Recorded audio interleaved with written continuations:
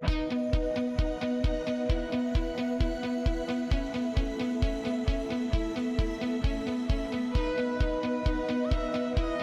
involved in the hackathon is fun because it gives you free space to innovate, come up with new solutions to real-world problems, really.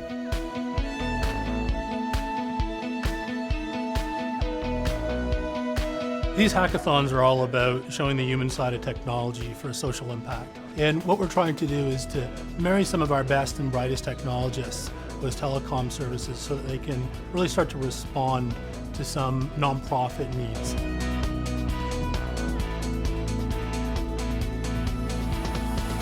We usually work in 4 phases. So we've got the investigate phase, where we sit with the client and understand their requirements. Well, I work for the Salvation Army, and I run a program, the Take Care program, providing support to vulnerable young people. I'm just going to be advising them. They've got all the tech know-how and obviously great resources here at Telstra to be able to produce a great solution. Currently, all of our data collection is quite a laborious process, manual, on paper, transferring it onto Excel data sheets. There's a few problems in that. One is it's quite time consuming, and it's not capturing all the data that we'd love to capture. So it's fantastic that we've come along here this weekend and hopefully looking for some great solutions. I've always wanted to do a project and then really quickly get it out there and see the benefits from it. Cloud computing is always online and everyone's online, so it seems like a logical connection there. The only concern will be if we can't find the right sort of open source code to leverage, but that hasn't been a problem in the past. We moved to the develop phase, where we develop the solution for them, get a strong understanding of what the solution needs to look like. So we'll start with drop-down boxes and little radio buttons, but then the question asks, do I have to fill this in every time?